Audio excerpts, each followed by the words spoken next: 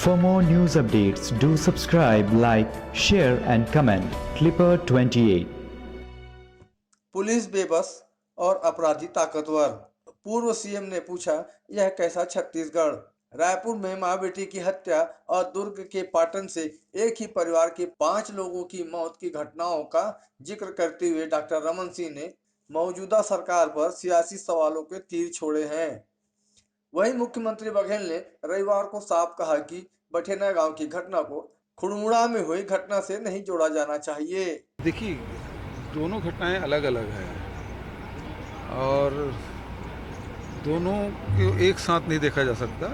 लेकिन ये है कि कुड़मड़ा में अभी तक के अपराधी पकड़े नहीं गए हैं, ये जरूर चिंता का विषय है। लेकिन ये जो घटना बठेना की घटना है वो दूसरे किस्म का है। हालांकि मृत्यु हुई है और मृत्यु चाहे किसी भी प्रकार की हो वो दुखद ही है। छत्तीसगढ़ में बढ़ रहे अपराध को लेकर बार बार विपक्ष सरकार को घेर रही है। शनिवार को प्रदेश में हुई 2 बड़ी घटनाओं के बाद हड़कंप मचा हुआ है। वर्तमान में छत्तीसगढ़ में अपराध और सियासत जोरों पर है। रायपुर में मां बेटी की हत्या और पाटन में एक ही परिवार के 5 लोगों की मौत पर पूर्व सीएम डॉक्टर रमन सिंह ने पूछा, यह कैसा छत्तीसगढ़ गढ़ रहे हैं भूपेश बघेल जी। इससे पहले विधानसभा में भी विपक्षी सदस्यों ने कहा कि प्रदेश में महिलाएं असुरक्षित महसूस कर रही हैं। लगातार अनाचार की घटनाएं हो रही हैं। शनिवार को 12 घंटे के भीतर ही राज्य के बड़े शहरों में बड़ी वारदातों ने सियासी पारा बढ़ा दिया है। पूर्व मुख्यमंत्री और भाजपा के राष्ट्रीय उपाध्यक्ष डॉक्टर रमन सिंह ने कहा है कि यकीन नहीं होता यह छत्तीसगढ़ की खबरें हैं। कांग्रेस सरकार में पुलिस बेबस और अपराधी ताकतवर हो गए हैं, इसलिए हर दिन अखबार के पन्नों में हत्या, लूट, बलात्कार, अपहरण की खबरें छपती हैं, जो बेहद दुखद है। यह कैसा छत्तीसगढ़ गढ़ रहे हैं बघेल जी। ये बातें रमन सिंह ने अपने ट्विटर पर लिखी हैं।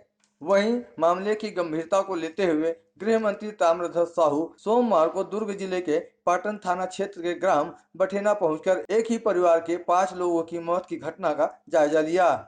इसके बाद पुलिस विभाग के वरिष्ठ अधिकारियों को गंभीरता से घटना की जांच के निर्देश दिए। मंत्री साहू ने घटना वाले मकान के कमरे से लेकर जले हुए पैरावार तक का निरीक्षण किया। इसके दौरान उनके साथ पुलिस अधीक्षक दुर्ग प्रशांत ठाकुर सहित अन्य अधिकारी भी मौजूद थे। उन्होंने इंटेलिजेंस टीम बनाकर घटना की जांच के आदेश दिए हैं। इस संबंध में आईजी इंटेलिजेंस से भी बात की है। गृह मंत्री ने एक एक स्पॉट को ध्यान से देखा और इस संबंध में अधिकारियों से बात की। उन्होंने जिस मकान में परिवार रहता था उसका पूरा जायजा लिया, फिर घटना को गंभीरता से जांच करने के निर्देश अधिकारियों को दिए और जल्द से जल्द कार्रवाई करने के दिए कहा। अचानक ही जानकारी मिली कल कि बठेना में इस प्रकार का घटना हुआ है कि कुछ लोग जले हुए जल के मर गए हैं और 2 लोग फांसी लगा के। तो मैं राजिम में था, कल एक कार्यक्रम था राजिम का। महामहिम राज्यपाल महोदया गई हुई थी राजिम मेला का, चूँकि मेरा विभाग है धर्मस्थ, तो महामहिम राज्यपाल के साथ कार्यक्रम में मैं था।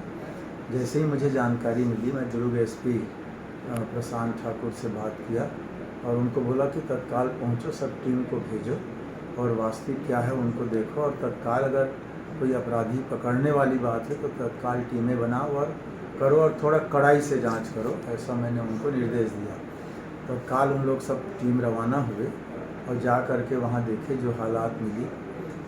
3 अब वो तो बॉडी जल चुका है, हड्डियाँ मिली हैं, इस प्रकार की अभी जानकारियाँ हैं। पीएम उनका तो होना नहीं है कि 2 जो फांसी लगाए उनका पीएम का है, कुछ सुसाइडल नोट भी मिला है। तो अभी सारी चीज़ जांच की परिधि में, जांच शुरुआती जांच में है अभी।